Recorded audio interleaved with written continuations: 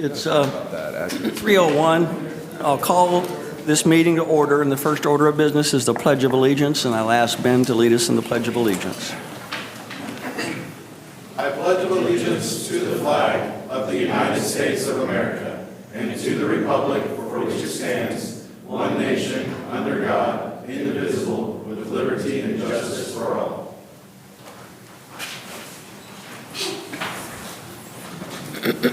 We do have one citizen comment, Ashton Smith.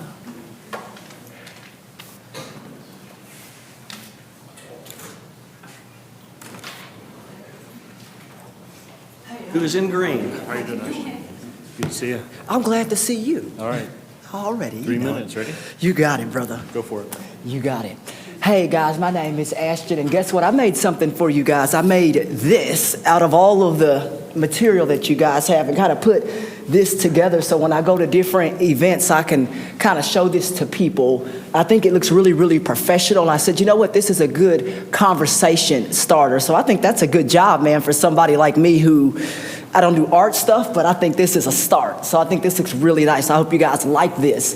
The second thing I wanted to talk about, I saw that a lot of cities in Dallas, they were kind of dropping off of their transit. I don't know if we're set up the same way where these outer cities kind of pay tax revenue and that kind of stuff. What I thought about, if cities drop off of our service, that we should maybe tap into private maybe sponsorships if the economy continues to go really bad, then you have other options maybe to lean on to get other money maybe besides taxes. I think that's a good idea, as Dallas maybe is struggling to find that these towns are not wanting to pay what they think they should, or vice versa because of tax reasons. I think that's something that you guys should also look into. Also, I wanted to tell you the training that you guys are putting together for Trinity Metro and for paratransit. That training was important because I was able to download the app and download that to all of the technology in my house. So now I'm able to step up with the times we live in. We live in a sign of the times. And so technology, that is the way to go. I think that's going to help. Still keep people, though. Don't just go to AI or something completely. Still keep all the people here, but only use AI as a maybe backup resource, but don't use it as replacement.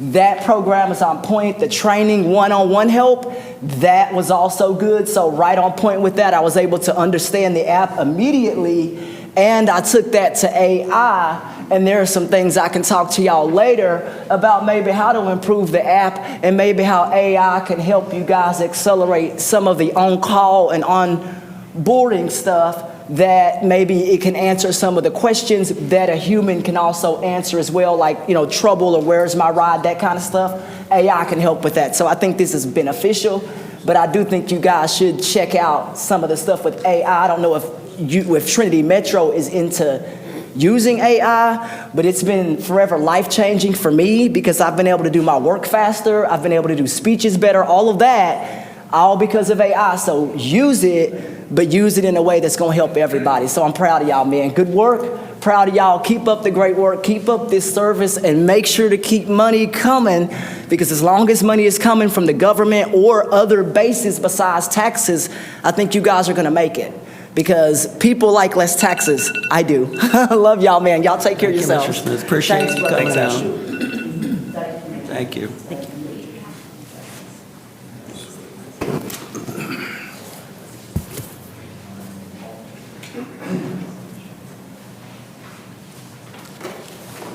The next item of business is the board recognition resolution, and these are two very special people.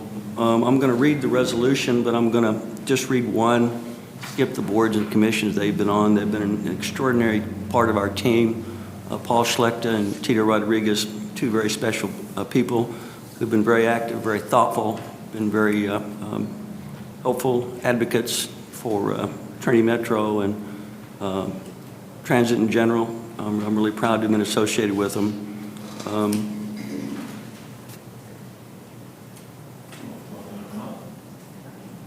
Yes. Would y'all come up and face the audience? Where are you all? Come on, Tito. Come on, Paul. Tito.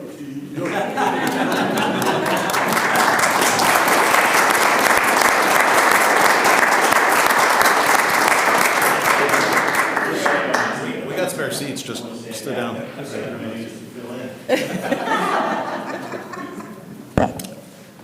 Whereas the voters of Fort Worth established the Fort Worth Transportation Authority, DBA Trinity Metro, on November 8, 1983, to provide public transportation within the city of Fort Worth. And whereas Trinity Metro's Board of Directors established a policy and set the strategic direction for the company. And whereas Paul Slechta has served the Board of Directors from October 2020 to February 2025 for the great city of Grapevine. Whereas Paul served generously given his time and served on many different committees, as has Tito. Whereas his devotion and dedication have earned both of them the esteem of fellow board members, Trinity Metro staff, business partners in the entire Fort Worth and Grapevine and North Richland Hills communities alike. Now therefore be it resolved by the Board of Directors of Trinity Metro that the board publicly commends and gratefully acknowledges its deep appreciation to Paul Slechta and Tito Rodriguez for their many years of service and contributions to the continued advancement of public transportation. Guys, we really appreciate it. Thank you.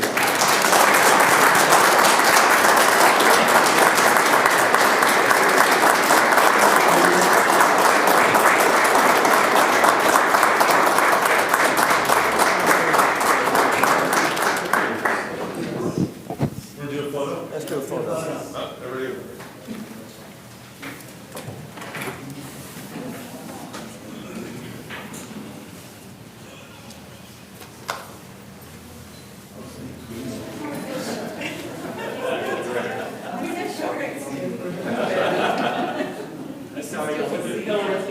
Notice the slide to your right. Yeah, perfect, thank you.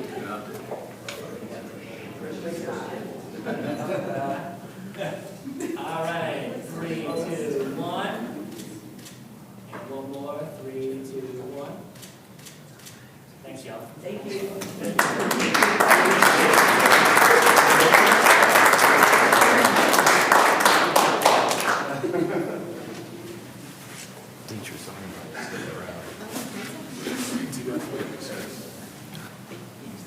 You may have noticed we have different counsel here. Joel Haydenberg can't make it. He's on spring break. And we have a new gentleman from Jackson Walker, Brett Epstein. Welcome, Brett. Hey, Brett. He was also my daughter's best friend in high school, Now that's in the minutes. as it should be. Mr. Morris, would you please come forward and chat about what you're doing, or as much as you can tell us? Mr. Chairman, thank you for inviting me. Richard, thanks for the invitation as well. I'm Michael Morris. I'm the Director of Transportation at the North Central Texas Council of Governments. We are the Metropolitan Planning Organization for the Dallas-Fort Worth region and operate under 2 sections of federal law, U.S. Title 23 and 49. And we wake up every day not looking through the windshield of our car, but looking through the windshield of 2050 to try to get people to act today as if it's 2050 and do the things we need to do today to prepare the region for when it's 2050. We're north of 8.4 million people, and in 2050 we'll be 12.5 million. So you can imagine what role public transit has to play in a region of that particular size. Transit 2.0, you just celebrated a few years ago your 40th anniversary. I coined the phrase Transit 2.0. Is it a time to reflect and see if the next 20 years should be different than the previous 40 years? I'll give you a trade secret. I think we need to do a lot more with transit in the future than we're currently doing, and I hope to make the case in a very short presentation. I thought the presentation by the community in the 3-minute section was the best 3-minute presentation I've ever seen by a community leader. I did not pay him to introduce the issue we have on the eastern side of the region. But there is proposed legislation to potentially reduce DART's funding by 25%, which will have significant consequences in our region and, for obvious reasons, move us in a completely different direction than the direction that we need to proceed with. So if you go to the next slide, we presented to the Regional Transportation Council 7 fatal flaws with that particular path forward. Under federal rule, our mobility plan has to be financially constrained to available resources. We just approved the plan to go to public last month. Obviously, if the legislation changes, we got to go back to the drawing board with regard to our plan. The regional rail lines, including the Trinity Railway Express, are contained in the Clean Air Act as a transportation control measure. If you no longer implement a transportation control measure, you introduce roadway sanctions to the region as a result of non-continuance of air quality commitments in the Clean Air Act. If there's a 25% reduction, the RTC would have no idea what DART would do, but could lead to reduction in service and potential lawsuits. One of us presented to the FIFA Board of Directors, me, on the transit vision for 2026. Because we're going to have guests from all over the world, maybe not familiar with driving or driving on the right side of the road, we have a very aggressive transit plan for 9 events. If there's a 25% cut in service, we're going to have to go back to the drawing board with regard to that vision. And that vision, even though the plan's in place for 2 years, will be pilot tested again for the second time this summer. We would be going back to the drawing board with regard to that transit commitment. Fourth, there'd be a loss of federal discretionary funds. If, in fact, 25% of the money gets moved to non-transit players, transit players do not participate in the registration of data in the national database, and as a result, the amount of formula funds coming back to our region would be less because they have no vested interest to fill out all the paperwork like you do. You fill out all your paperwork, the amount of federal money you get back is then compensated based on the data you put in. And then obviously we'd have an unclear role on why we're doing Transit 2.0, which is to really bring support to the transit agencies to either add members or boundary to be a better player in the future. So creating this context, let me stay with context. If you go to the next slide, I want you to put yourself in my position. You're going from 8.4 million people to 12 million people in the region, and I want you to conclude that this is a reasonable boundary to provide transit service for 12.5 million people in the region. And I'm pretty sure you would conclude we need more area included in the transit toolbox. If you look at the new demographics, the region falls from 47% of the region is inside a DART service area to 38% of the region inside a DART service area. How are you possibly going to solve the transit needs of 12.5 million people with a little more than 1 in 3 having transit available to them when we're a region of 12.4 million people? Friday, if you go to the next slide, we started what we call partnership or mediation.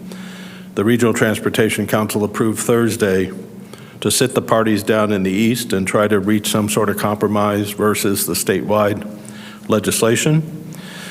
So that process is underway. In my presentation to the Regional Transportation Council Thursday, and what will be coming out of Transit 2.0 is dozens of solutions on how to grow the transportation authorities. But what if, and I call it a candidate, it's not up to me, but in the draft report, you'll see, what if we were to create a 4-county transportation authority, Dallas, Tarrant, Collin, Denton, have boards of directors representing each, say, county, so your authority would go all the way to the boundary of Tarrant County. You'd be creating a much bigger vision than what you would have. You'd have companion authorities working in our 4 core counties. And what if we also pulled the regional rail out so you didn't have to support all of the cost of regional rail, freeing up your regional rail money to implement more transit service? You would retain authority on what the policies of the regional rail should be, but we are asking for your assistance to innovate. Instead of the North Richland Hills and the Grapevines incrementally adding through a local government corporation contract services, can we take a bigger bite at what the future of transit in the region? And if we were to do so, at least for the Dart cities, you could level off some of the sales tax. Instead of those cities paying a penny, maybe they could go to 0.8 cents, and then more people in the 4 county areas participating in the vision of transit in their particular communities. My last of the context, and then I'll move into Transit 2.0. I showed for the first time that we're becoming a bigger donor of sales tax money to the state of Texas. So we pulled 2013, the last year we had sales tax data on the state site, and pulled 2024. We're growing from 25.7 to 26.7% of the state's population. We're moving from 27.7 to 29.1% of the state's sales tax. In a simple mathematical calculation, where our sales tax is growing faster than our population, we are now donating $612 million a year to the state in 2024 than we were in 2013. The argument to the state is you need transit as a friend. You may not fully understand that. Because of your cost of rural freeway construction will be so significant, helping, say, support regional rail or some other mechanism to the transportation authorities and permitting the transportation authorities to grow will actually save the state of Texas money and not having to build such a robust freeway system in rural parts of the region. Shifting to Transit 2.0, these are the major tasks. I apologize for all the information, but it tells you which consultant team, which person on our staff, your role as an authority with regard to reviewing certain reports. So the draft legislation was finished late summer. That came to the RTC. Task 3 is to develop strategies for increased transit authority membership. I held 2 town hall meetings last week with regard to either cities joining a transportation authority or participating in a local government corporation. Task 4 is to develop collaborations between the transit authorities. There's 2 sides to this. On the demand side, how do you better interface, say, the A and C station at the airport? How do you better interface TRE to, say, Las Colinas and to the Silver Line heading north? How does the Silver Line better interface with regard to the Tex Rail line? Should you interline your routes, or does everyone get turned into the airport? How does Denton County Transportation Authority better interface with the Silver Line? So from a customer rider standpoint, it is conversations at your border. These are often the orphan components of your system, and from a regional standpoint, probably should not be the orphan components of your system. Flipping the coin over, how do you save money on the cost side? You each have rail agreements with transit operators. Is there any economies of scale in integrating those agreements to a bigger regional system, saving all of you money? It's up to you to decide. All those items are being inventoried in Task 4. Task 5 is really the guts of Transit 2.0. I'll show you the 5 major elements coming out of strategies for board partnership and teamwork. That task has been done for some time. Task 6, one of the major recommendations is in our region compared to other parts of the U.S. government, transit systems in the U.S., we're not doing enough to increase density around rail stations. So how do we partner between cities and transportation authorities to create infill development like you're trying to do at the hospital district, but to do more so at all your other rail stations. Have it be North Richland Hills or Grapevine or the Stockyards or 9th Street Station. Item 7, our staff, we were hearing rumors over the last 2 years of going to free transit, which I thought undermined the safety and security of your system. So we have a fair task that is reviewing that policy and to look at maybe rewards. When I take transit on TRE to go to a hockey game at the Stars, I'm paying the same amount as the person next to me who took transit 30 days in a row. I should be paying a lot more for that transit ride than that person that's supporting you every single day. So how do you develop a rewards or other system for your regular transit users? No different than Marriott Hotel or American Airlines or anyone else does. And then the last is McKinsey, as you see furthest to your right. They're going to develop a financial model for DART, better than the equity conversations the cities are having. What is the 20-year forecast of revenue and cost within the DART system with regard to can they share or not revenue over time and still implement the recommendations in Transit 2.0? So now let me shift into some of the recommendations in Transit 2.0. This sounds more critical than I mean it to be. I don't mean it to be this critical. Your fixed route service post-COVID would be a coincidence if it's operating in the correct places as your pre-COVID origins and destinations. So you didn't inherit COVID. You didn't decide which employers bring back their employees regularly or not. We, the region, asked you to be a major player in transit work, corridor, origins, and destinations. And then we woke up and pulled the rug from underneath you without those origins and destinations for all those workers occurring post-COVID. So microtransit is a tool for you to establish real origin and destination patterns, and maybe short-term, where you let the origins and destinations of microtransit help shape where your fixed route service should be modified. We are now working on next generation transit signals. We want transit vehicles on major routes to be treated like ambulances so that those test cases in Fort Worth and Dallas are going into effect. The consultants are recommending for you to pilot test private local test cases where you could pick a major bus route. I don't think you could pick TRE, but could you pick TRE and privatize it and see if you can develop performance measures and save money over time with regard to the private sector implementing service? The next one I've already talked about, invest in catalytic economic development. You will see in the financial model from McKinsey, the fastest and cheapest way for you to grow ridership is not through additional service. It's to partner with local governments to densify around your existing rail stations.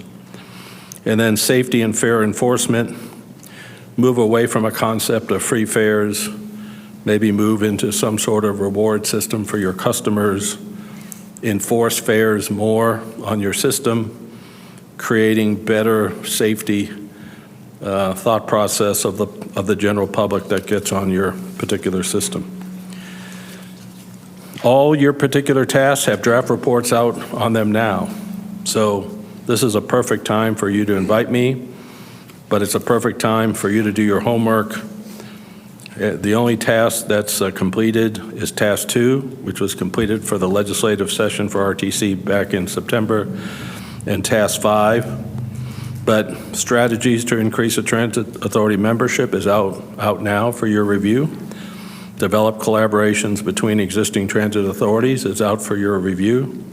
Develop strategies for infill development. Review fare collection strategies, including reward systems. Task 8 is not completed yet. It'll be out probably within 2 weeks. So having this board and staff look at these recommendations will assist the Regional Transportation Council in coming out with a vision that prepares us for 12.5 million people.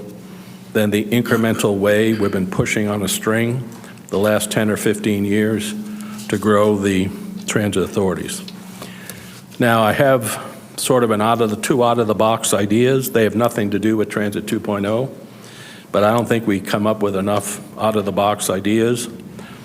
So for years, we had 3 van pool operators. If you go the next slide, DART got into trouble with their contractor where if you remember, post-COVID, you couldn't buy vehicles. Remember, if you wanted a new pickup truck, you wait 2 years and you'd get 3 of your sensors put on post-construction because not all the electronic versions could be delivered on time. So DART is out of the van pool program.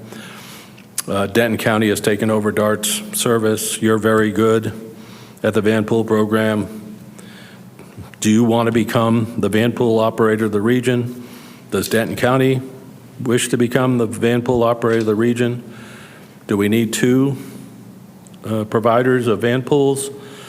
If we're looking under every stone, I think it's okay for someone to say, no, we at Trinity Metro would like to take on the van pool program for the region and establish back to conversations with other transit authorities, have some conversations about what is the most cost-effective way to deliver service. 4 years ago, we were going to step in and be the operator of the van pools. We got so much to do, and you guys are better at it than we are. We are not going to be the implementer of the regional van pool program. I don't think we need DART to get back into the van pool program. So do we have 2 transit operators or 1? I think it's a fair question to ask.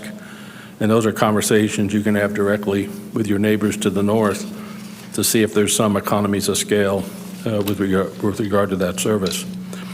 And then the last one, and I'm going to have somewhat fun with this, you notice how we're not creating a regional rail system when everyone names their train rail lines completely different. So at DCTA, it's the A train. I don't know if that's A, then followed by B, then followed by C, but they're sort of letters. You have the Tex rail line, which you would expect from Trinity Metro and Fort Worth. You would have a strong commitment to our history. DART names everything by color. So their new TRE line that opens in a few months is silver. And then the Trinity Railway Express, which is a joint venture of DART and Trinity Metro. That rail line was originally purchased by the Regional Transportation Council and given to the transportation authorities. You notice the 4 regional rail lines are not even named in any coherent. So can you imagine, well, you take the A train to the Silver Line, and then you transfer in Grapevine to get to the Tex line, and on your way back, you could take the TRE line if you wanted to drop off at a special event in Arlington. I'm flagging the naming convention is there a way we can save ourselves a whole bunch of money by me getting revenue from the state to fund regional rail, have regional rail be sort of a state function, not to implement, but to fund. That's a huge revenue source potentially to you. You could either maintain the lines yourself or partner with your transportation authorities and create an entity to make it easier for us to implement regional rail in the rest of the region. But regional rail is a funding source we believe is going to be a major recommendation of Transit 2.0, creating cash flow for you as a transportation authority, doing all the other things you need to do in Fort Worth, and or expand your attention to more of the county. So, Mr. Chairman, I've created a context for you that this is not your father's Oldsmobile, that we have to do something different. Transit 2.0 is what the Regional Transportation Council is funding. It's critical your fingerprints are on whatever the vision for the future is. Since you are the transit authorities, we're trying to help. And there is no shortness in whatever big ideas you have. You should be exploring these big ideas with your partner agencies to see if there's greater economies of scale, better ways to save money, better ways to provide service, because it won't be long when we have 12.5 million people in the region, and someone in 2050 wishes someone stood here back in 2025 and laid out a new vision to meet the needs of the region. Mr. Chairman, I'll stop there and take any questions anybody has. There's a lot of meat on this bone. Do we have any questions for Mr. Morris while we have him? We appreciate you being here. It's really an important topic. Wait, I have one question. So, Michael, they did all of these studies starting back in 2008, looking at 2050. They kind of rolled out everything in 2010. It's now 2025. Nothing's happened. What actions need to actually take place to start Transit 2.0 moving down the tracks? So I think you have to showcase, basically your experience with North Richland Hills and Grapevine. I had to go to the city of Grapevine every month for 8 straight years because Grapevine never thought the Tex rail line was ever going to be built. And Grapevine, I think today is one of your best examples of a local government corporation paying into your authority. They're putting in something like 3/8 of a cent and hopefully getting no more than 3/8 of a cent benefit. I think you opening yourself up to more contractual services where you have an overhead factor to help pay for the economies of scale. But I've convinced DART that what they're doing is totally absurd. We'll participate for 3 years, and then after the 3rd year, you hold an election to have a 1 cent tax. They realize that 20-year policy is an error. And I think an incremental approach is still okay, but I think we have to go way past that. I think we got to start talking about, okay, what would it take to be a county transportation authority? We spent a lot of time on T-LATA 15 years ago. The RTC didn't have an appetite for it this year when we brought it back. But Transit 2.0 should be the mechanism that says maybe what we did 43 years ago was the right way to build the original system. But now that we're growing at a faster rate, we got to do something different. What is the different thing we have to do? So as proud as I am of North Richland Hills and Grapevine participating in the Tex rail line, we have to go bigger and we have to go faster. And we have to get our state to understand that if you embrace higher density infill development around your rail stations and create a live, work, and play destination, that reduces their burden on rural freeway construction. Maybe there'll be a financial player in your regional rail vision in order to hopefully lower the incentives for ruralization that, in my opinion, is not sustainable. There isn't enough money on God's green earth to build what we anticipate the freeway construction in perimeter counties if this demographic forecast were to be maintained. And you're going to see in the new task a radical realignment of infill development as a result of the McKenzie work. That'll be cheaper for us to roll up our sleeves and infill the stations in the current transportation authorities and take a more active position to counter what is huge unmetered development in unincorporated areas of perimeter counties. Thank you. I think in many ways you're preaching to the choir about transit-oriented development. I think you're right, Mr. Chairman. I was invited to come, and I wanted to ask your opinion, though. We don't control a lot of what's around the stations. A lot of the cities do. And I think the folks up here have been asking the cities to be more involved in the planning of the stations and understanding what can be done around the stations to make their city more financially sustainable. And I think North Richland Hills has done it, Grapevine has done it in terrific, provable fashion. And I'm just speaking specifically about the city of Fort Worth. They have no expertise in transit-oriented development, no policy in it. They're not forward-looking at all with regard to what you're saying. And when your article came out about the horses out of the barn, I made sure that everybody on this board saw that and understood what we're trying to accomplish. It does increase ridership. How can we get our communities to understand the importance of transit-oriented development? Mr. Chairman, supporting your point, I had a major local elected official, not in Fort Worth, in another city of significant size, larger than the city of Fort Worth, that said, we have nothing to do with density around rail stations. And I said to that person, that's the most absurd comment I've ever heard from a local elected official. So we're going to demonstrate that not only does the local government get their share of the sales tax at more than what you're collecting, they get a second bite at the apple on the property tax side that you don't get. So if anyone should be pounding your door down, it should be local governments. With regard to probably the easiest place to have that is around your rail station investments.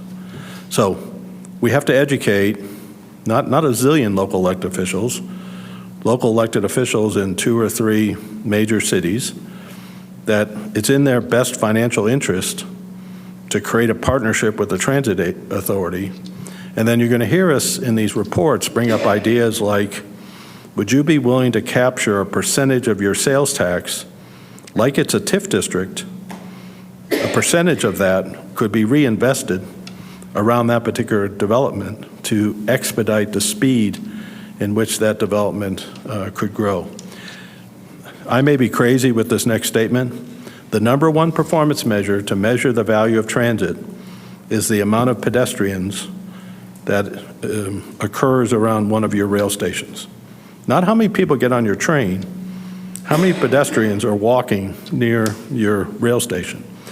And if you have greater density of integrated or mixed land uses, meaning it's not all an office, it's not all housing, but it's office, retail, housing, entertainment, cool factors, and there's a whole bunch of pedestrian activity.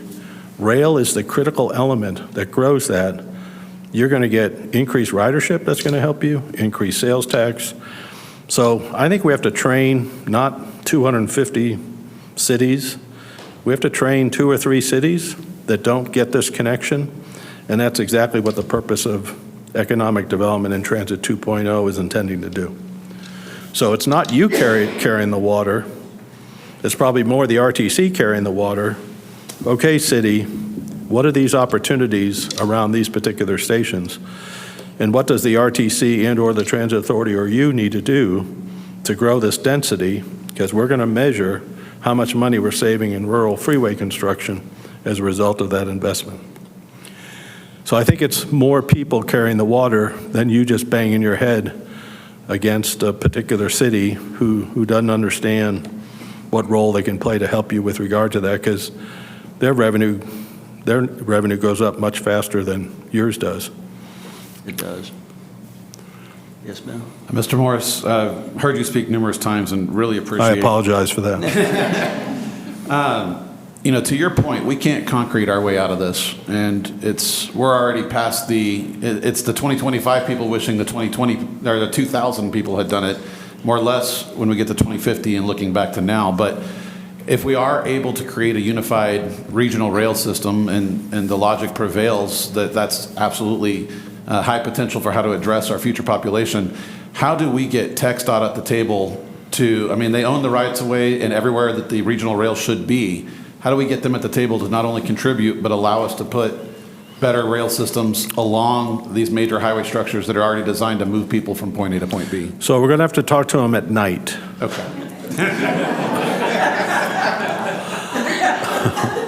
Well, what I mean by that is that you think it's a complicated conversation to convince a local elected official that they have a density interest around your rail station.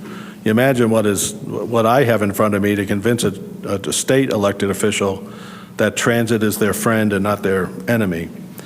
But I think you do it with data. I think we now can show that very positively. Transit 2.0 is actually going to go through the econometric models and revenue systems of both transit authorities and cities. We have quantified in Transit 2.0 the reduction that can occur, significant reduction in freeway congestion that can occur from infill development. I think you just stay to the data side. On the constitutional side, transit is not eligible in Fund 6, which is TxDOT's main revenue system. It is eligible under the Texas Mobility Funds, which are not in Fund 6. So if you look at the RTC's legislative program, it is to either get a budget amendment where state funds are given for this purpose, or to have the state fund Texas Mobility Funds back to the region. In our region, 100% of Texas Mobility Funds go to transit. The bridge that you're using to get to the C station, the bridge in over 121, the RTC funded that bridge with Texas Mobility Funds. So that's a cost you didn't have to bear as part of that process. So I think it's more in our court. You'll have to help us increase the communication to engage local elected officials in a common vision and your willingness to do cool, innovative things in that process. For example, we funded the 820 station. We're doing a lot with them. Trinity Metro, I think, is part of that. But what is the magnitude of what that could be, even if it isn't money, but the role that could be, so we can repeat that in the stockyards and do more than what we're doing in North Richland Hills. I think Grapevine's a great example. You're working hard to get in the hospital district. I think we can do more at the T&P building. 9th Street's finally turning around. So I think it's my job to convince the state, and that'll be a major recommendation coming out of Transit 2.0. And then you'll have to come with us to work with the local governments, both on the DART side. I've been 3 times on a vision in Denton with regard to the A train, 3 times with an agreement on how we're going to do it, and 3 times with a total failure in adding in any density just east of the mall and in the city of Denton. So it can be frustrating. I tease at night, but it's going to have to be a constant conversation. And I think what Transit 2.0 is, it's no longer going to be a coincidental conversation at a glass of wine with 3 people. Transit 2.0 is once you hit 8 million, the conversation has to be more serious and more relentless with regard to moving forward. I appreciate that, and I do understand the power of the evening conversations. I will say Chad and his team do a great job feeding this board the sound bites, the talking bits, the stats. So as you're developing that with 2.0, please feed it to us too, and so that we have a moment, or if we are presented with an opportunity to say what needs to be said. I'll commit to talking to the mayor of North Richland Hills. Good? Okay. But you know, those tidbits help us support you and the initiatives that are common sense to, I think, everybody in this room, but not to the region yet. Yeah, in North Richland Hills, we bought land. We're land banking land around your station in North Richland Hills to build something bigger, not smaller. And we don't buy a lot of land for land banking purposes, but we're betting on ourselves that will be a perfect place to increase density. So I think the message is you as board members need to engage in these reports. You need to communicate what parts you don't like and what parts you do like. Staff needs to engage in getting detailed comments back to the consultants. So when this ship leaves port, it's coming with your words of wisdom with regard to what makes sense in your part of the region. What's your sense on your settlement discussions? Probably not wish to comment on that, even though we're busting our behind. Okay. You got an email today. I issued a status report to the RTC. I thought the last meeting on Friday was very positive, and we have a lot of meetings scheduled, but I don't want to engage in that publicly. Thank you for what you're doing. Thank you. I really Appreciate it. you coming by. Thank you. Let us Thank know you how for we the can help. invitation. You bet. Okay. Thanks, sir.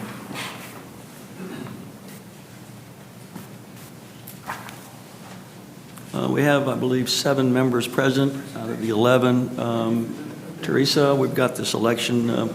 What's your comment on that? Yes, so we have exchanged some ideas and thoughts about that and would like to postpone our submission till next month, if that's okay, because we'd like to reconvene again and just make sure we can finalize our list.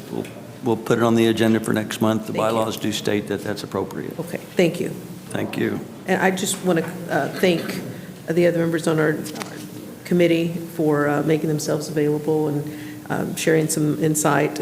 But again, we just want to have some time to think about it and get everything finalized. Thank you. Okay? Action item, the approval of the February 18th board meeting minutes. Motion to approve. Second. Motion and a second. All those in favor say aye. Aye. Any opposed?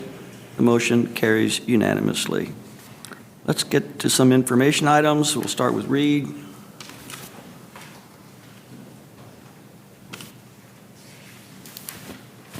Good afternoon, board members. I'm Reed Lanham, the Vice President of Rail here at Trinity Metro. Here to give you a brief update on the ridership and on-time performance for February for both of our rail systems. If you would please turn to page 7 and 8, you'll find that information there.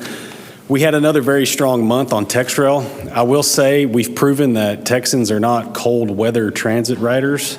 Despite that fact and very frigid temperatures in February, we had our best February on record with 54,657 rides on TexRail. That's a 5% increase over last year's February.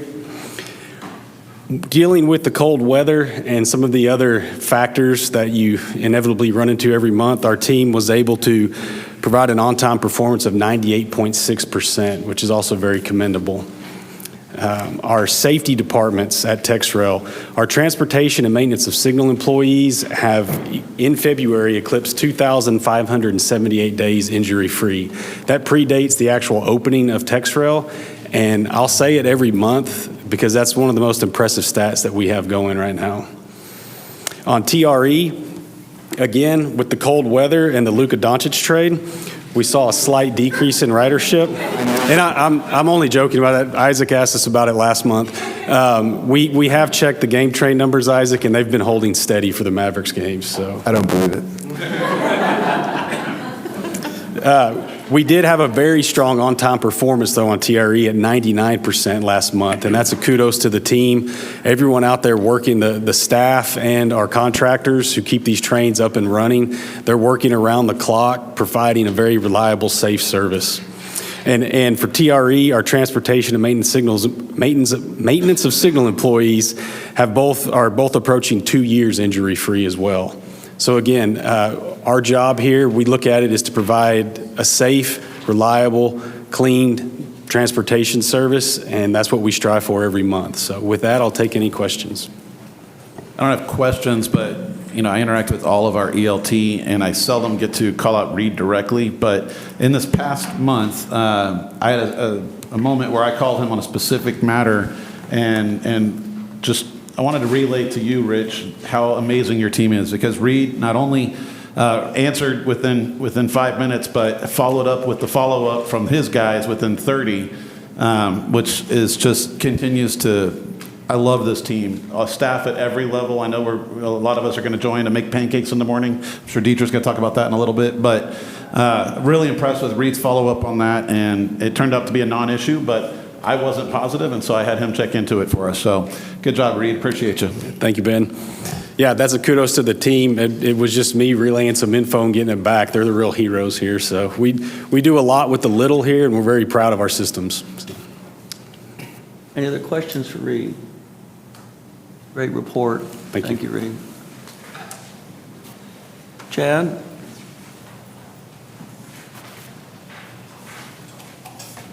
Good afternoon, Chad Edwards, Executive Vice President of Planning. Today, my presentation is going to be extremely short for you guys.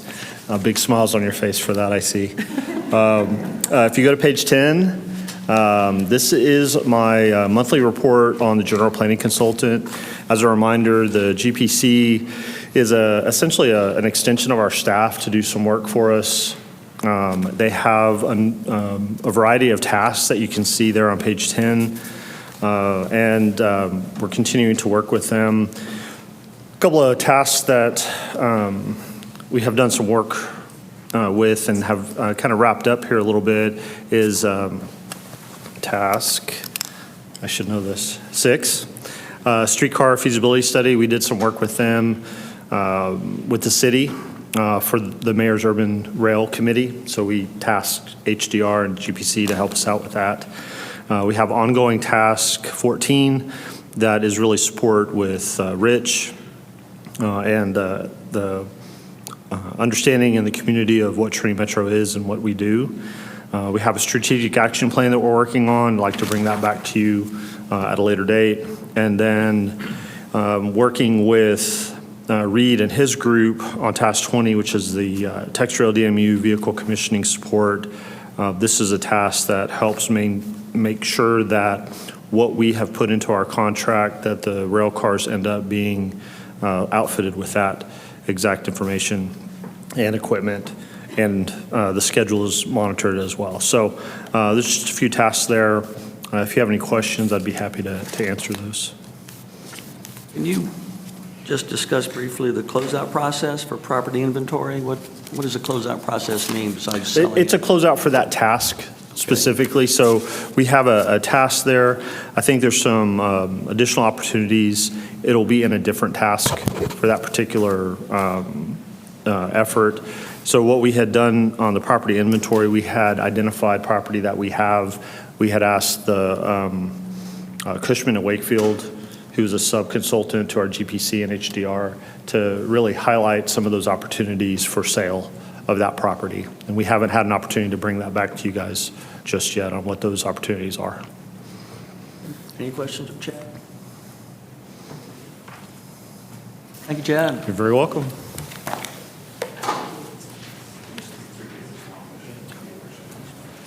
Okay, let's, Texas Transit Day, Annette. Did you have fun? Yes, we did. Love it.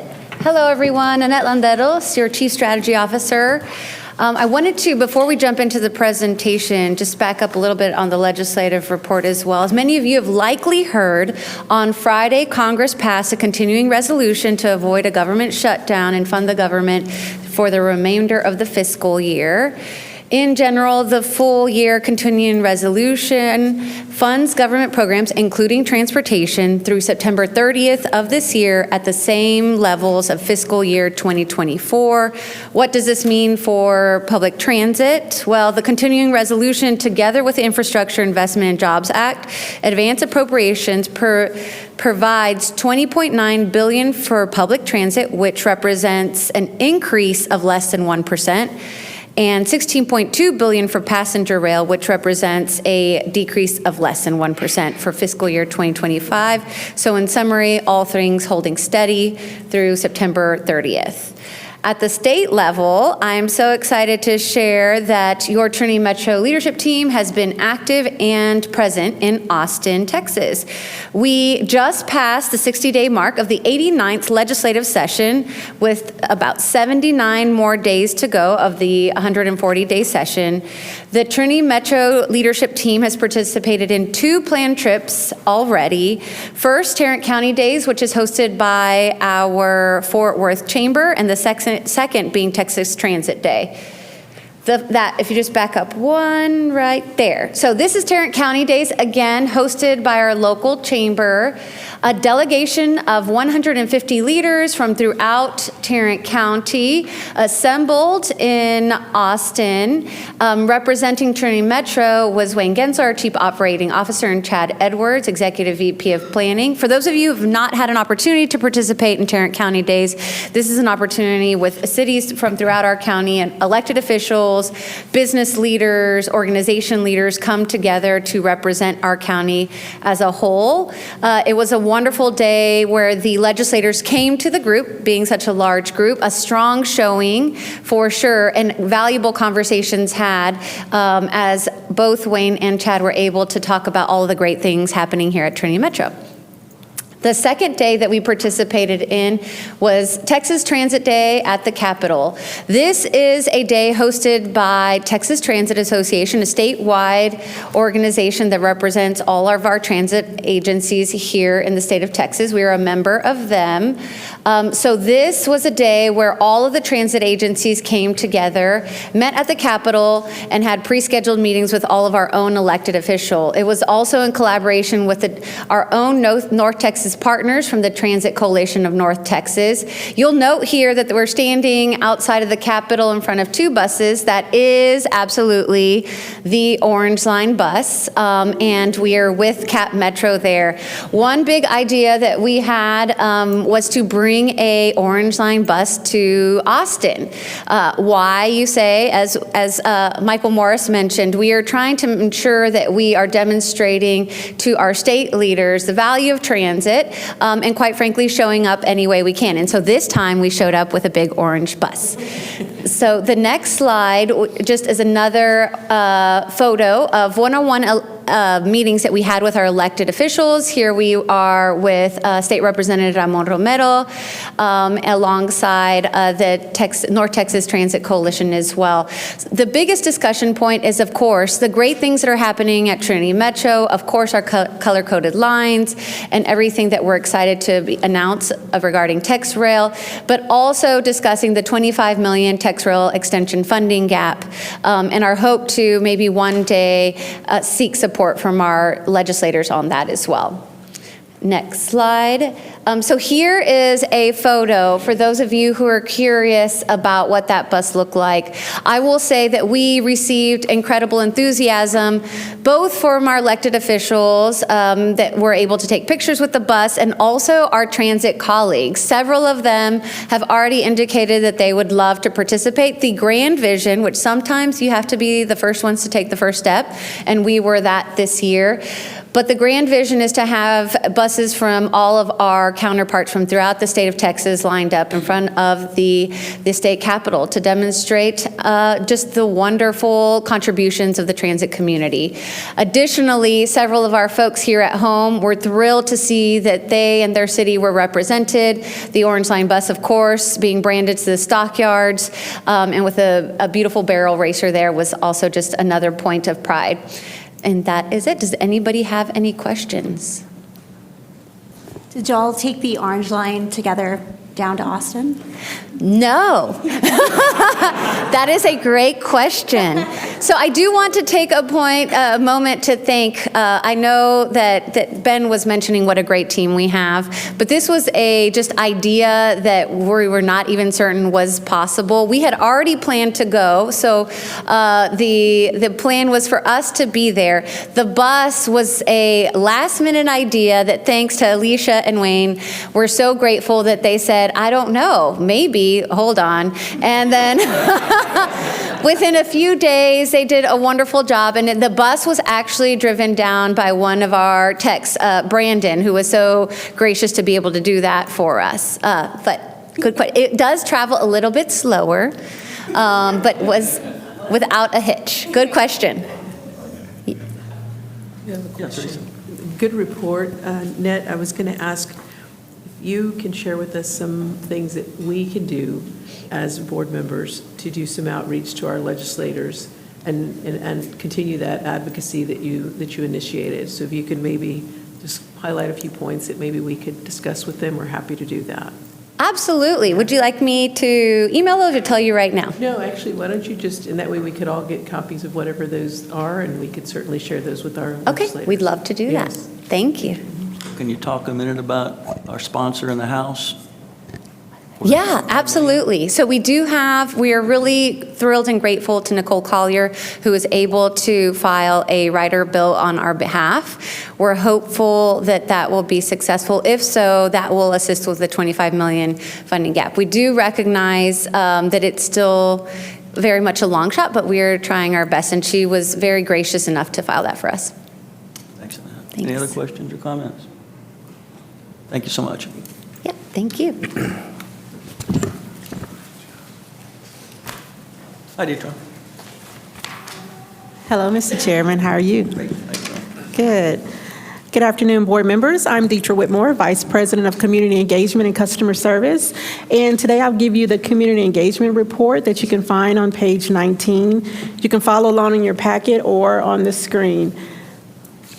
So first is our Customer Support and Solutions Department on page 20. Our call center handles a lot of calls, and most of our calls are paratransit being the highest. So these calls could be from booking trips, also general bus questions or transit questions.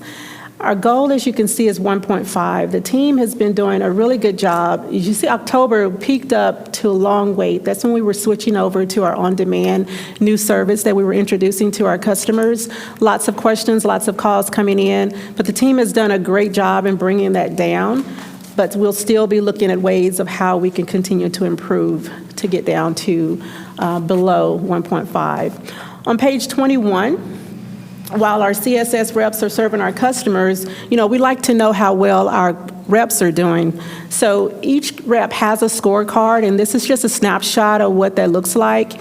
When we started the service, or the scorecards in November, it was 83, and the reps see the importance of making sure our customers are taken care of. Some of the questions we ask and we look for is, are our reps really creating a positive experience for our customers? First call resolutions without having to put the customer on hold or seek someone else to help them. They already know the answer, and that's helping the customers off the phone quicker. So we're still looking at other ways of how we can improve that. We use this scorecard for coaching, for training, and the team has really, it was hard to be scored, based on you do this every day and now you're being scored, but now they really see the impact of it and they like seeing their high scores. So kudos to the team for that. Moving on to quality review. This is another part of enhancing our customer service. So when they call the call center, that warm welcome, that starts that experience. So this is another way we're continuing that with our quality review team. We measure our complaints by 100,000 boardings for bus and 1,000 boardings for paratransit. These graphs you see, the campaigns are also on the side. Each quarter, we do a different campaign, and it depends on, which complaint rises to the top, and then we do a campaign on that. For instance, we had a campaign on the next slide, FY 2025, The bottom, keep your eyes forward.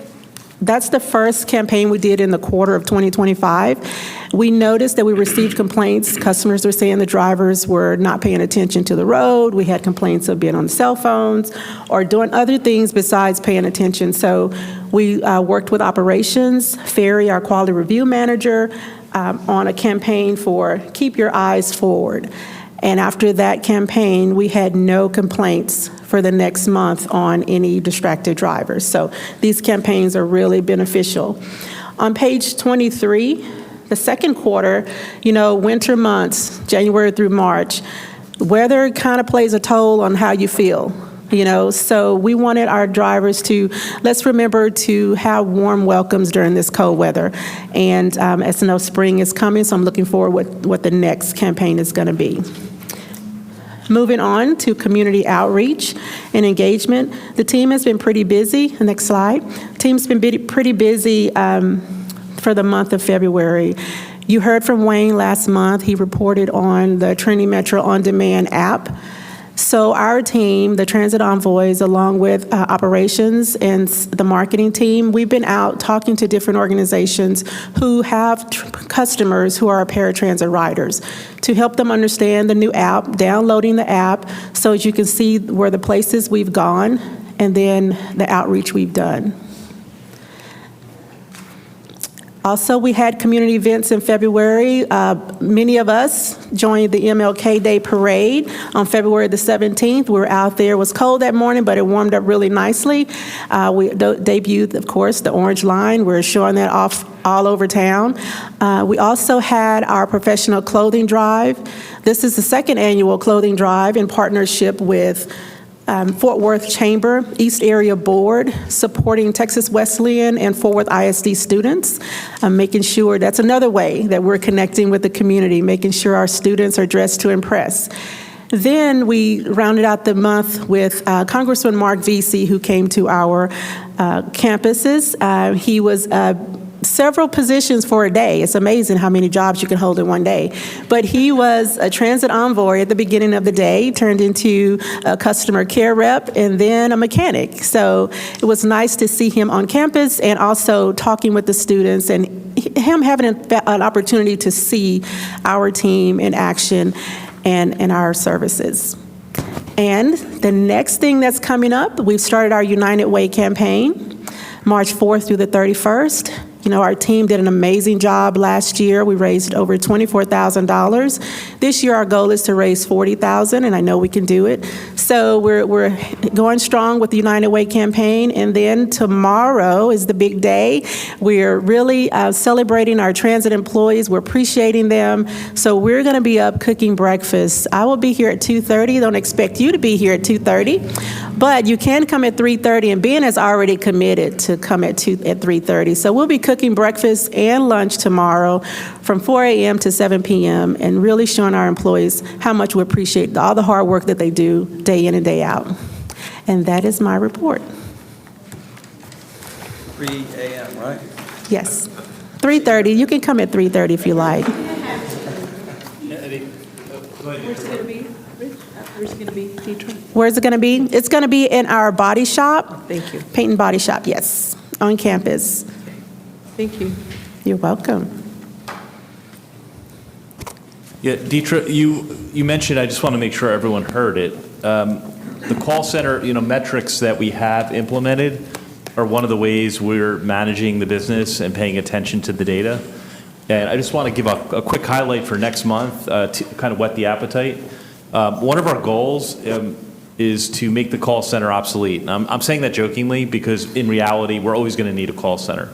But the goal is really to reduce the number of times customers have to interact with us. And so Deidre and the ops team and Wayne are working together to drive some of those calls to the app, the mobile app. And so we've been working on that. Next month, we'll have an update for you.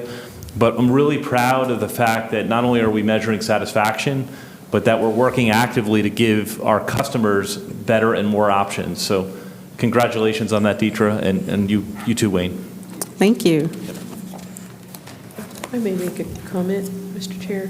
I just wanted to say that I appreciate the extra outreach that we've done with the paratransit customers. The meetings that I attended, they were very complimentary about the ease in which they're able to book their travel and the responsiveness. And so I just wanted to congratulate the team for taking the time to do that. I think it's paying off well for the customers at the end of the day because they're very, very satisfied. So thank you for that. Thank you. It's important that we share anything that we're doing here at Trinity Metro. Educating our customers really is going to make a difference in our commitment to the community. So thank you very much. Thanks, Deidre. Welcome.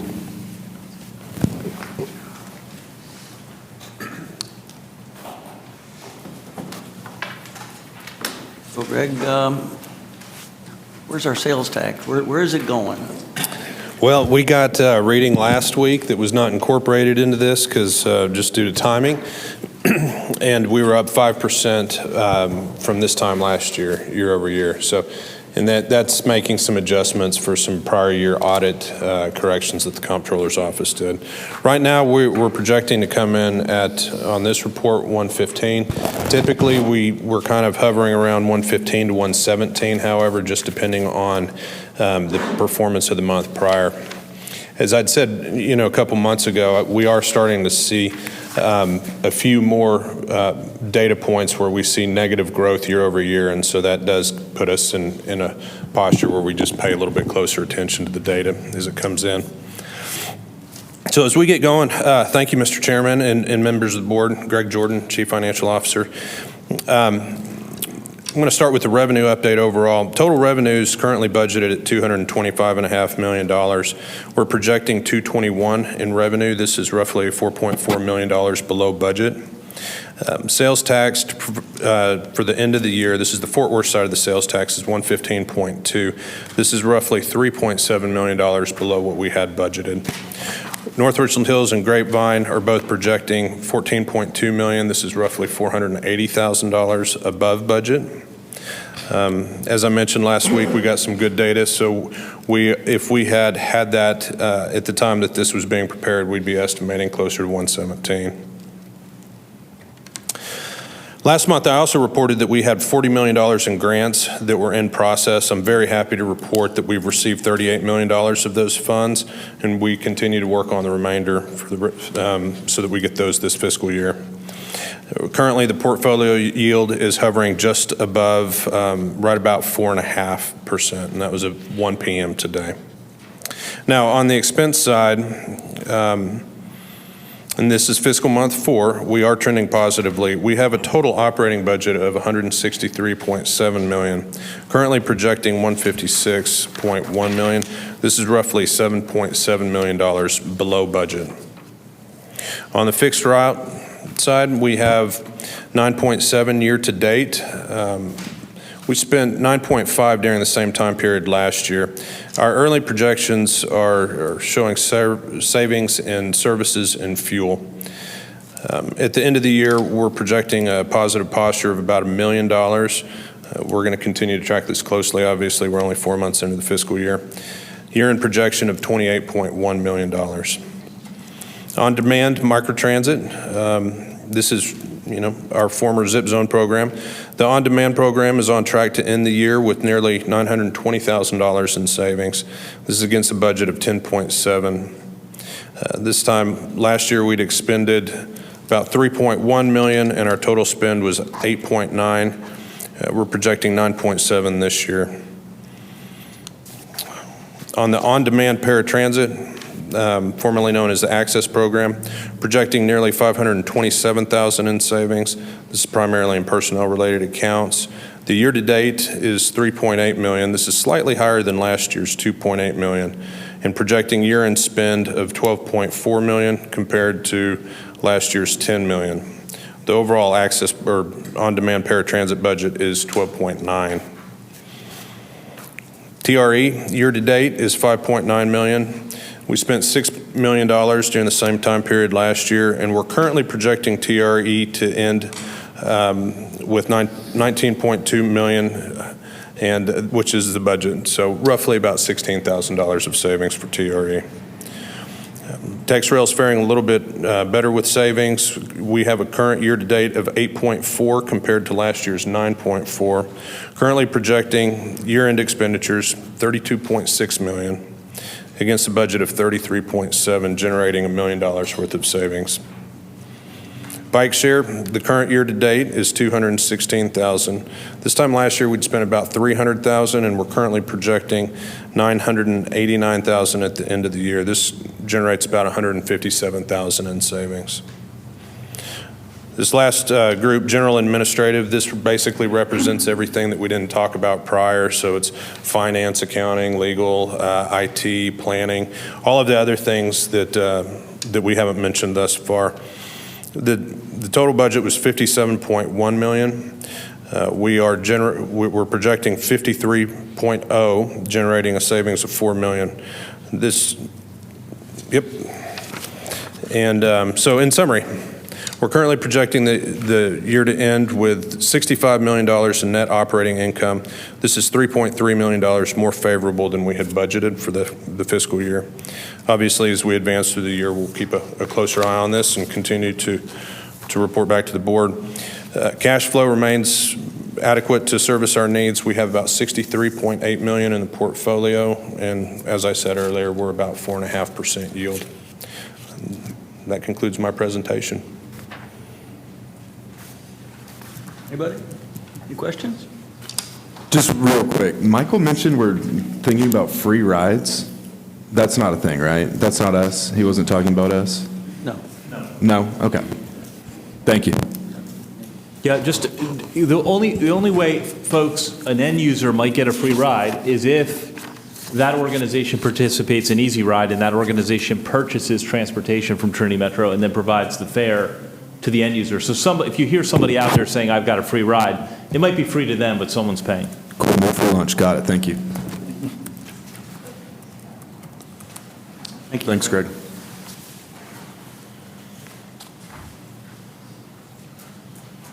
Into the action items. The first one is BA 2025-25. You handling that too? Okay, great. Yes, sir. Well, So thank you, Mr. Chair, members of the board. This is something that we do on an annual basis so that we can go out and apply for grant funds. This is something that's required of us by the federal government, And so the recommendation that we're seeking approval for is the Trinity Metro's Board of Directors authorizes the President and Chief Executive Officer to submit grant applications that will provide federal, state, and local funding for any budgeted capital or operating activity, and authorizes the board chair and board secretary to execute any resolution that may be required in support of a grant application. Now, as I said, this is something we do on an annual basis. It's required of us by the federal government to submit for grant applications. Do I hear a motion? Motion. Second. Motion is second to approve BA 2025-25. All those in favor say aye. Aye. Any opposed?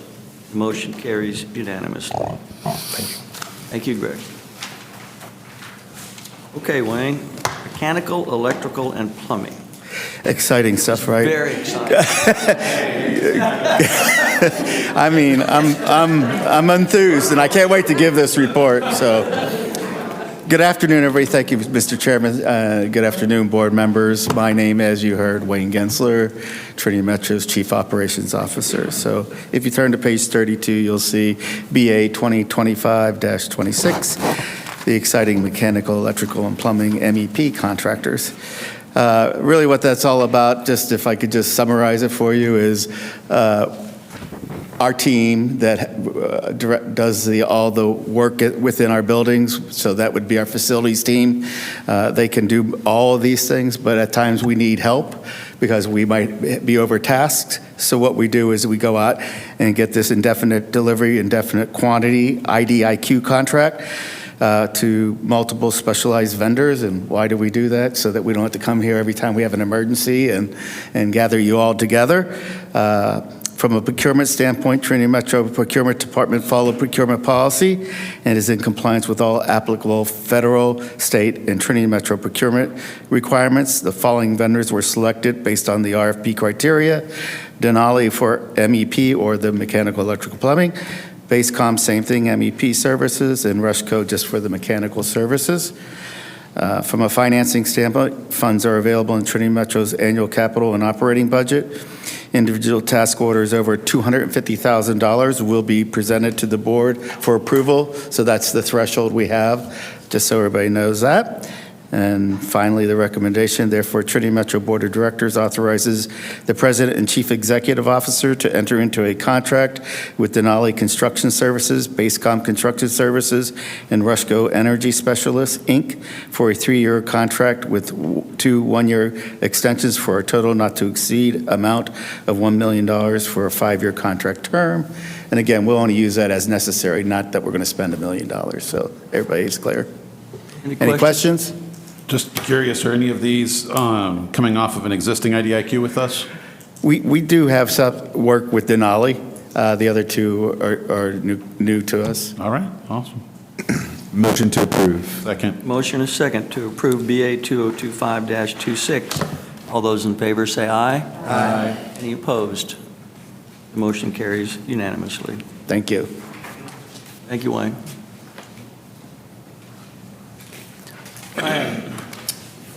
Good afternoon. Good afternoon, Mr. Chairman, board members. My name is Brian Morrow. I'm the Director of Information Technology for Trinity Metro. What I'm presenting, asking for your action on, is BA 2025-27, Microsoft Office 365. So we just talked about plumbing. This is sort of the plumbing for IT. This is, it's pretty standard stuff. But Trinity Metro utilizes a 365 subscription for services for business solutions such as Outlook and Exchange. They also get other products in there such as PowerPoint and Word, Excel, other MS-based applications. The application to the O365 cloud infrastructure is tied to our on-premise Active Directory security systems that help secure our network from outside cyber attacks through conditional access capabilities of O365, as well as a significant number of customized security policies. All that being said, financing is, or funds are available through Trinity Metro's FY 2025 operating budget. The recommendation is the Trinity Metro Board of Directors authorize the President, Chief Executive Officer to execute a 1-year software agreement with the TIPS software reseller, Software One Inc., for the purchase and continued software subscription and support of Microsoft O365 in the amount of $282,871.53, with an 8% contingency of $22,000. $629.72 for subscription increases for a total estimated amount of $305,501.25. What's the going forward cost after this? This is an annual, so and this is based solely on license count, so seat count, how many we actually provide licenses for. And the price varies depending on what type of license they receive. So certain staff are going to have a more expensive license. They have access to Teams and other products within the Microsoft family. Operators, for instance, have access to email so that they can continue to do their work and get the things that they need to get. So the price varies depending on what kind of license you have, and the price also goes down. That's why the contingency is there in case, for whatever reason, we increase headcount during the year. We'll need to pay for those licenses. If not, there's a good chance that the price could go down. And that's pretty, from what I've seen, and all of either whether it's a DER or TIPS contract, which is the TIPS, they're all very competitive. There's not a whole lot of difference in these government contracts. They're all almost to the penny exactly. Any other question? Motion to approve. Second. Motion is second to approve BA 2025-27. Thank you. All those in favor say aye. Aye. Any opposed? The motion carries unanimously. We have a resolution. Kelly, will you run us through the resolution? Yes, thank you. Good afternoon. If you'll turn to page 34 in your board packets, or you can look at the screen, I'd like to go over by board local government purchasing cooperative resolution. This resolution is a request to become a member of by board. By becoming a member of the cooperative, it helps us kind of save time and resources. We don't have to put out the RFPs. We've already got the buying power that's part of the by board. They have a wide variety of contracts and vendors covering technology, maintenance, facilities, so there's a wide reason to use those. Being part of this cooperative, of course, does not change our board obligation. If there's a purchase that's over the threshold, we'd still bring that to the board to be approved. Therefore, I'm requesting that the board adopts this resolution to become a member of the by board local government purchasing cooperative and authorize the chief executive officer to execute the interlocal participation agreement. I'd be more than happy to answer any questions you might have. I don't see any questions, Kelly. Motion to approve. We have a motion to approve the resolution. Second. And a second. Thank you, Chris. Thank you. All those in favor say aye, approving R2025-04. Say aye, please, if you approve. Aye. Any opposed? The motion carries unanimously. President's report, timely. All right. Thank you, Mr. Chairman, and good afternoon, board members and Trinity Metro staff and members of the public. We've got a couple updates. So, by the way, happy St. Patty's Day. Everyone looks great in their green. So first, I'd like to start off with our recent trip last week. Reed, Lanham, and I took a trip to Salt Lake City. It was a 24-hour trip. There was a semi-annual meeting of the Commuter Rail Coalition. And that's a coalition of nearly 32 commuter railroads in the country that get together 3 times per year and talk about everything from funding to policy to regulation and all of the issues that we all face in terms of running our business. And what a productive trip it was. We heard updates on the regulatory outlook. The Trump administration said that for every one regulation introduced, there needs to be a 10 reduction in other regulations. We are looking carefully and working with FRA, for example, on regulations governing our brake system renewal. Currently, we're on a 2-year cycle, and these trains have the design that could support something on the order of 5 to 10 years in terms of a maintenance cycle. So those are the types of conversations we're having. Can we stretch maintenance cycles without sacrificing reliability or safety? We talked about railroad protective liability coverage in the new fiscal year. Federal mandates for commuter railroads. Railroad protective liability will go from $320 million of coverage to something north of $400 million.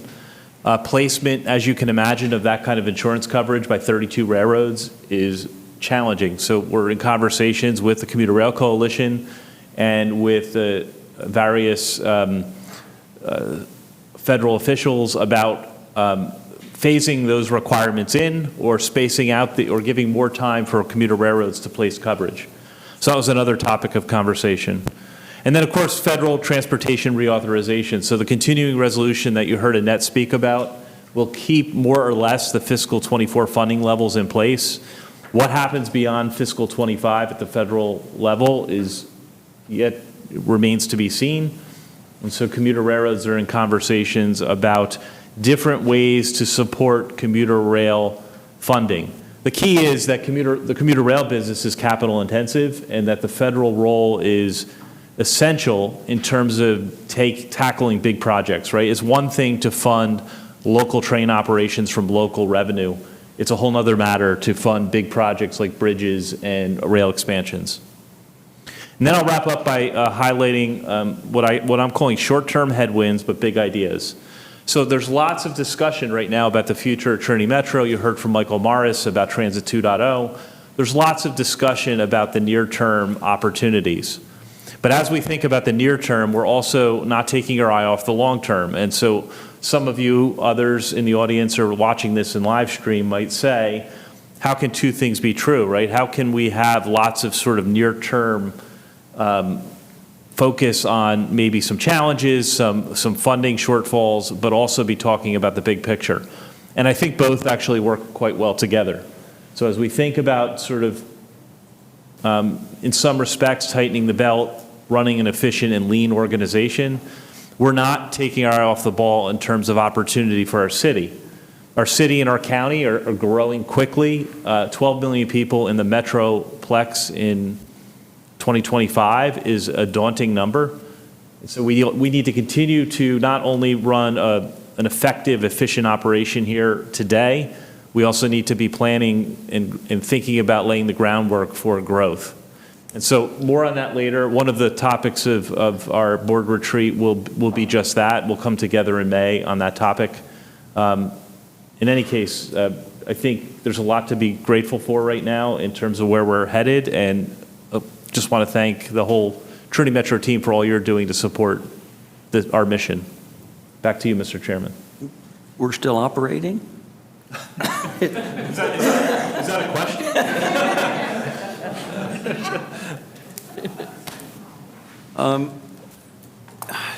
Just want to go back to Michael Morris briefly, and I just want to talk about economic development and what's going on the eastern side of the Metroplex is not healthy for our North Texas community. You heard the data, 8 to 12 million very shortly, trying to lower the commitment to public transit is just the opposite of what businesses want to see. You recall the Amazon HQ2 RFP. The number 2 item that was required was a robust public transit system. With the state of our educational level in the city of Fort Worth being below that of Oklahoma City at about 30.1%, probably around 33% for the county as a whole, we're having a difficult time attracting these corporate headquarters, higher wage jobs. It's a struggle, and lowering any of the public transit funds, even on the east side of the Metroplex, will dramatically affect our reputation. It's not just FIFA. Let's assume we get enough money to fund FIFA just because everybody has to, because we promise it to them. What's going to happen to the next event and the next event? What's our reputation going to be in North Texas toward being able to handle these large events with real public transit? So there's a real perception and danger on the east side. It could really happen. I took the TRE train to a hockey game. It's still the greatest adventure you've ever seen, going to a hockey or basketball game. I'm sorry, I don't go to the basketball anymore. That's the Luka effect. But please talk about the importance of transit for economic development. You can't say it enough, and businesses will not come. Placemaking needs to come from denser areas. In the city of Fort Worth, the Urban Rail Initiative is dramatically important to do the kinds of things and reverse these trends. We can do it. It's just, it'll be incremental, it'll take time.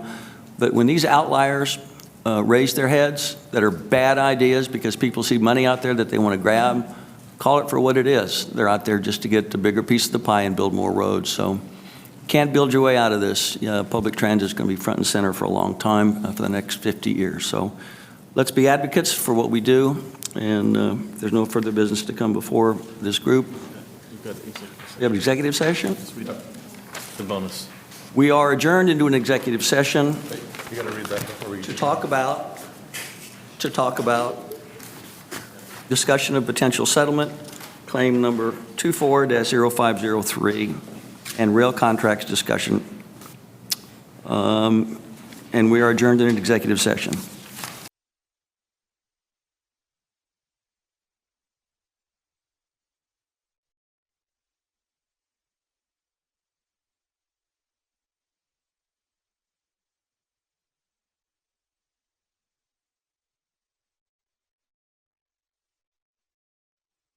Four. No. 5:06. 5:06. I'm sorry. Is that wrong? Okay. It used to be 2. All right, 5:06. Wow. All right, let's do it. Do I have a motion on discussion of potential settlement on claim number 24-0503, small a?